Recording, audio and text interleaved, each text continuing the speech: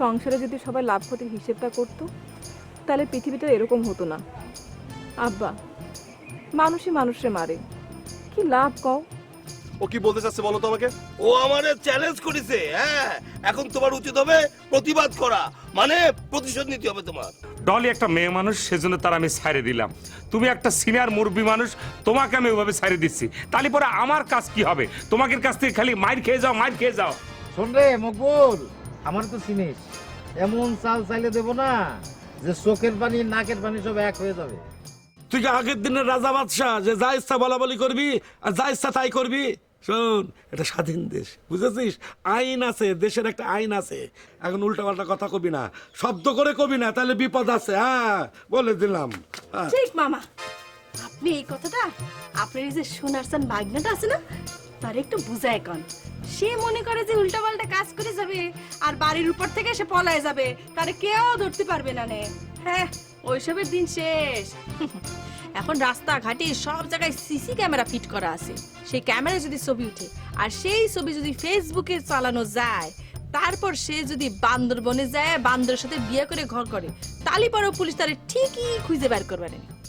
ভয় দেখিও না, ভয় দেখিও না, এই অলসপুরে কোনো সিসি ক্যামেরা নেই, বুঝেছো?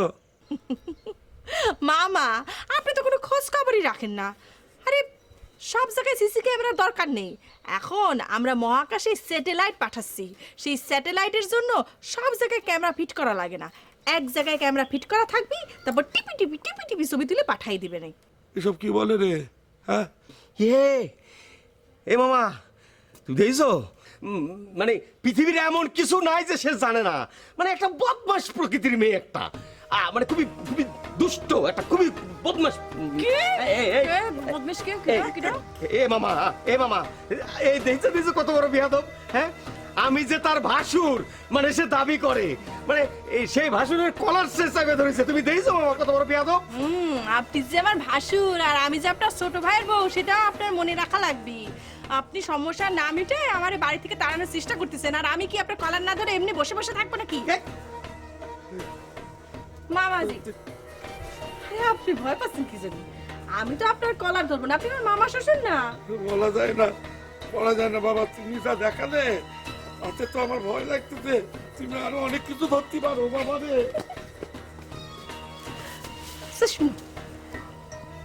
তোমার কি হিংসে হচ্ছে? এই যে সারা জীবন তোমার সাথে ইয়ে করে এখন তোমারই ভাইয়ের হাত ধরে বসে থাকি তোমার চোখের উপর, তোমার দেখতে খারাপ লাগে? তাহলে ঠিক আছে, আমি তোমার সামনে তোমার ভাইয়ের হাত ধরবো না। একদম ফালতু কথা বলবা না। ওকে, তাহলে হাত ধরবানি, তোমার চোখের সামনে হাত ধরে বসে থাকবো নি। এই তোমার কি লজ্জাশন কিছু নেই নাকি? না, একটু ধার দাও না। কি হলো? তোরে যদি আমি জলয়পুরে না মরেছি, ইস, কি যে মজা লাগতেছে। আর আমার স্বামীটা কোথায়? টার্গেট।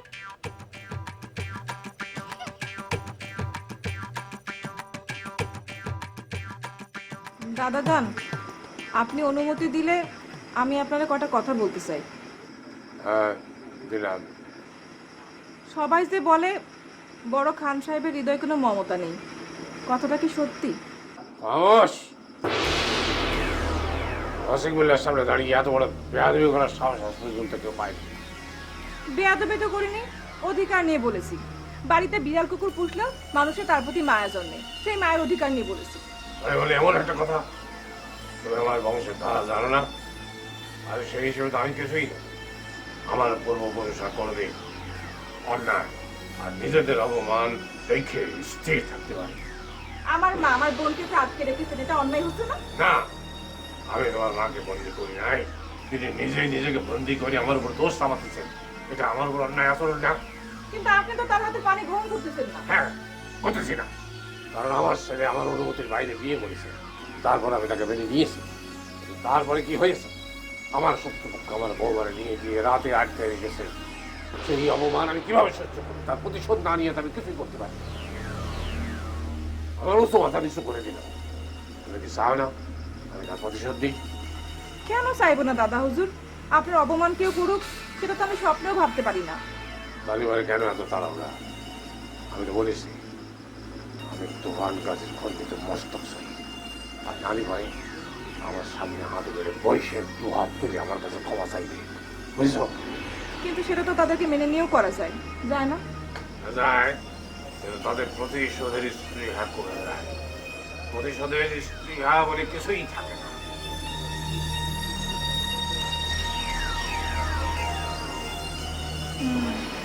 খুব কঠিন হৃদয়, কিন্তু এতে করে মনে হচ্ছে মারে মায়ের মধ্যে তার কোনো অসুবিধা নেই। কিন্তু মারে বলতে হবে, মা যেন দারোগানের সামনে কিছুতেই না আসে। বেনারসি মা, অন্তত একবার আমার কথাটা শোনো। একটাবার আমাকে দেখা দাও, একটাবার।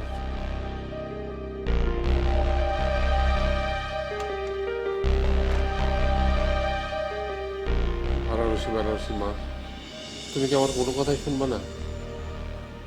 আমি তো সারা জীবন শুধু তোমার অমর্যাদাই করেছি।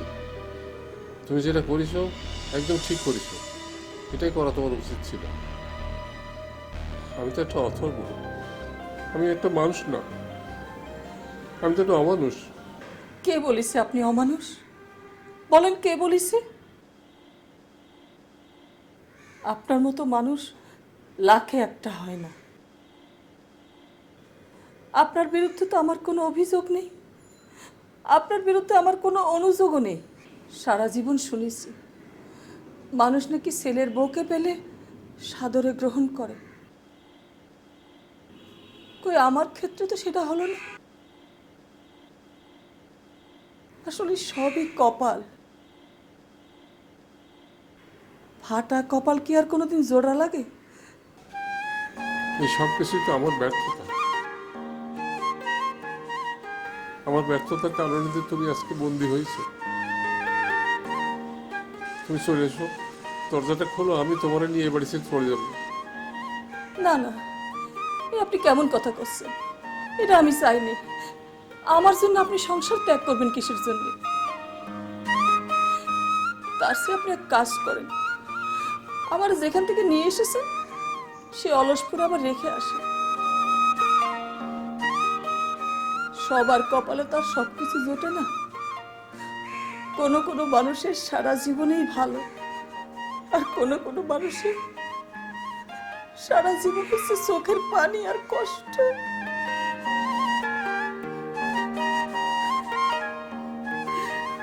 তোমার চোখের জল আমি আর জড়তে দেবো না, আর দিব না। তুমি দাঁড়াও, আমি আসতেছি।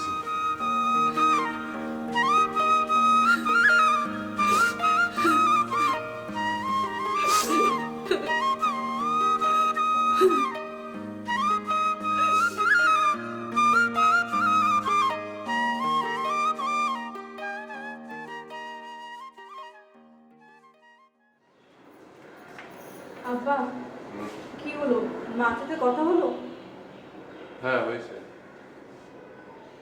ওরা তো সকাল থেকে কিছু খায়নি, তুমি একটু বলে দাও না, আমি ভাত দিচ্ছি যেন ওরা নেয়।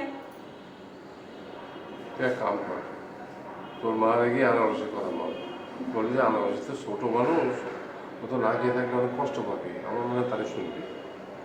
আছে আব্বা, আমার মনে হয় তোমার দাদা দাদির মুখোমুখি এবার কথা বলা উচিত। আমি তো বললাম, কিন্তু উনি তো পাত্তাই দিলেন না। আচ্ছা ঠিক আছে, তুই যা, ওদের খাওয়ার ব্যবস্থা কর। জি আছে।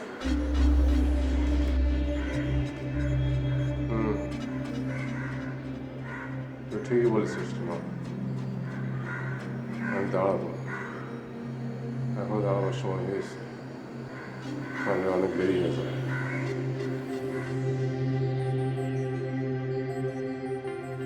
মামা আমি বুঝতে পারছি তুমি কি বলতে চাচ্ছ, কাজটা কিন্তু বড় কঠিন। একজন মানুষকে একা তার বাড়ি থেকে তুলে নিয়ে আসতে হবে। প্রথম পরীক্ষা হিসেবে এটা একটা বড় পরীক্ষা হয়ে গেল না? ভাইজান আমি কইছিলাম না ওর বুকের মধ্যে খালি ভয় ভয়, ওর দিয়ে হবে না, বুঝতে পারছেন?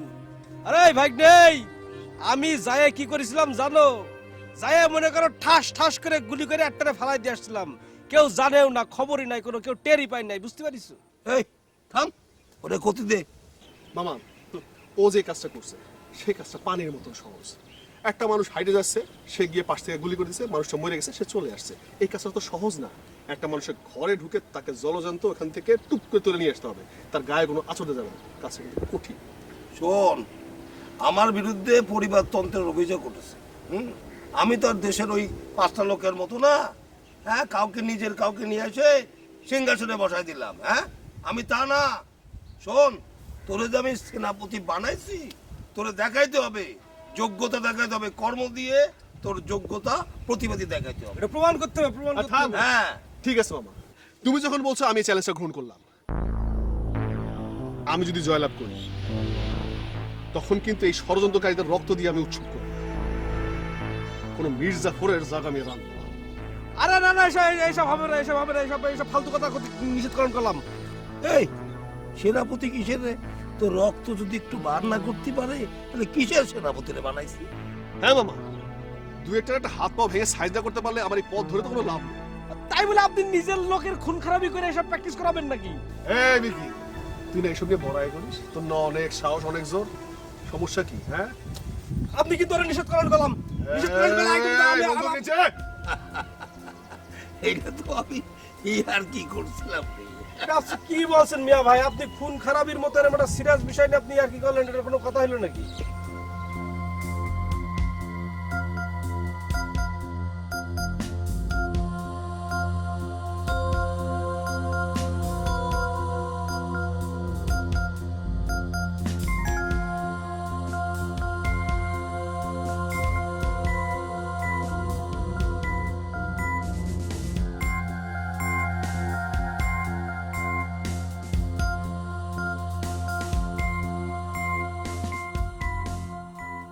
আব্বা কিছু বলবা? আব্বা, মানুষ পাষাণ হয়, তো তাই বলে এত বড় পাষাণ হয় আমি আমার জীবনে দেখিনি। কারে তোমার পাষাণ মনে হচ্ছে? আপনাকে আব্বা, আপনাকে। আবাস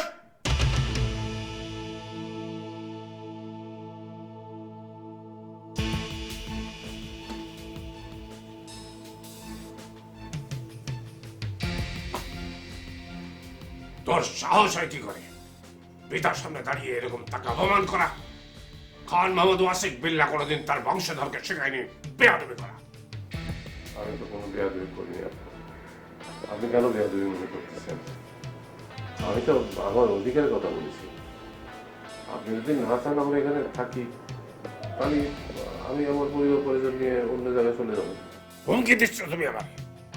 একটু আগে তোর মেয়ে মেরি আমার হুমকি দিয়ে গেছে, এখন আবার তুমি হুমকি দিচ্ছ। এটা কোনো হুমকি না আব্বা। এখানে যদি আমার স্ত্রী কন্যা তারা স্বীকৃতি না পায়, তাহলে তার এখানে আমি থাকতে পারি না। আব্বা, আপনি একবার আমার জায়গায় এসে দাঁড়িয়ে বিবেচনা করেন। আমি যদি বলি তুমি আমার জায়গায় তোমাকে দাঁড় করাও, তাহলে তুমি কি ভুলে গিয়েছো যে আমার মাথা হেঁট হয়ে গেলে আমি প্রতিশোধ না নিয়ে ছাড়ি না। এই প্রতিশোধ নিতে গিয়ে তো আপনি নিজের আপন লোকদের মেরে ফেলতেছেন। এসব মৃত্যুর কথা তোমার মতো কাপুরুষরাই ভাবে, আমার মতো বাসিক বললে না। তুমি তুমি আমার সন্তান হওয়ার যোগ্য না। নিজের বউরে তুফান অপমান করলো, কই কিছুই তো করতে পারলে না। পারলে যাও, তোমার খণ্ডিত মস্তিষ্ক নিয়ে এসে আমার পায়ের সামনে ফেলে দাও, আমি সাদরে গ্রহণ করে নেবো তোমার স্ত্রী আর সন্তানকে। যাও আমার সামনে থেকে। যেটি বলছি না।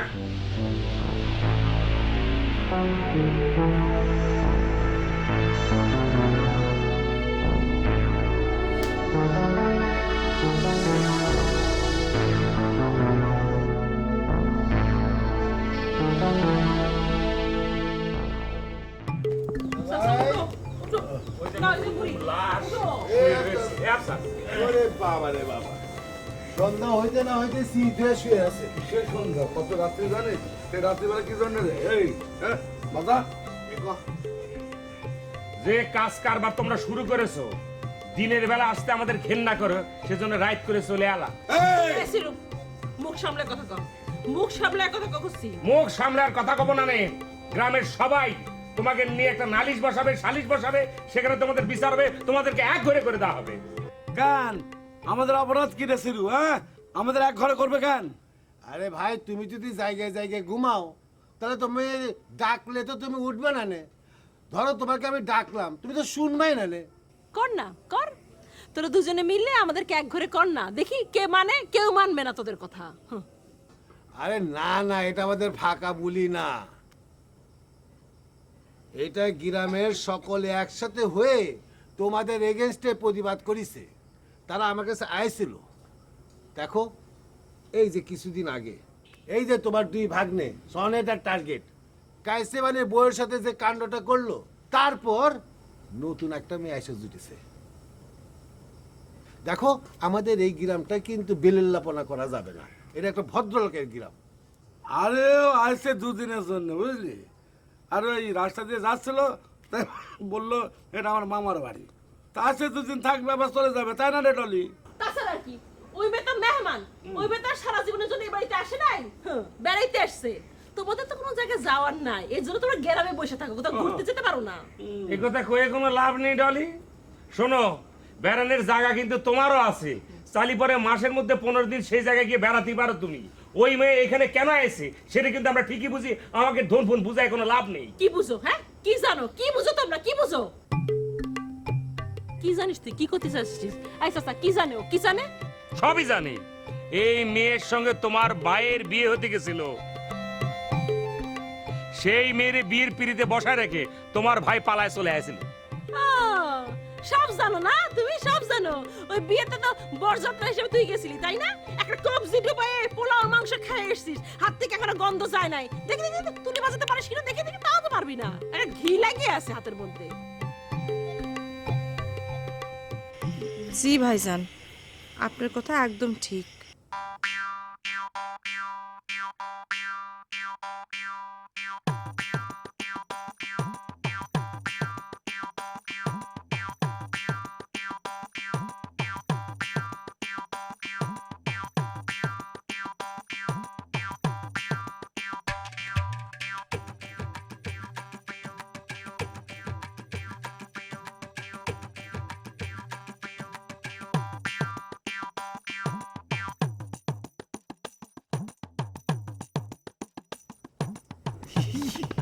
আপনি আমার সঙ্গে সব কথা খুলে এই দাঁড়া দাঁড়া, তুই দাঁড়া, আমি কথা- আপনি ওদিকে যাচ্ছেন কিসের জন্য? আরে কথা বলতি দে। কিসের কথা করবেন আপনি? আমি একটা কথা চিন্তা করতেছি, সনেটার টার্গেটটা কি করে এরম একটা সুন্দরী মেয়ের সঙ্গে প্রতারণা করতে পারে? ইয়া আল্লাহ, কেন গজব পড়তেছে না তুই ওদের উপর? কেন কথা বলতেছিস? তুই কি মেম্বার? জনগণ আমাকে ভোট দিয়ে মেম্বার করেছে, বিষয়টা তো আমাকে দেখতে দে, বুঝতে দে। হ্যাঁ শোনেন, আপনি একটু এখানে থাকেন তো। আসল কথা হচ্ছে আমার সঙ্গে হবে এখন, যা ফাইট করার আমি ওনার জন্য করব। আপনি একটু ডলের সঙ্গে কথা বলে একটু একটু সারি নেন তো।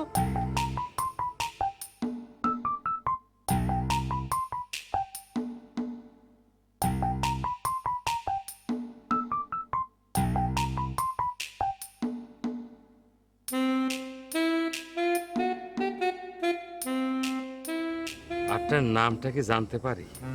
শুনেন, ভয় পাবেন না, আমরা সবাই আপনার সাথে আছি। একটা কথা মনে রাখবেন, আমরা সবাই কিন্তু হচ্ছে অলসপুরের মানুষ।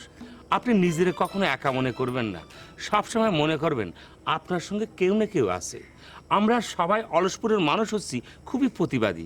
এই যে আপনার সামনে দাঁড়ায় যিনি কথা করছে তিনি হচ্ছে মহা প্রতিবাদী। ভাই সাক্ষী। কথা শেষ হয়েছে, এবার আমাকে বলতে দে।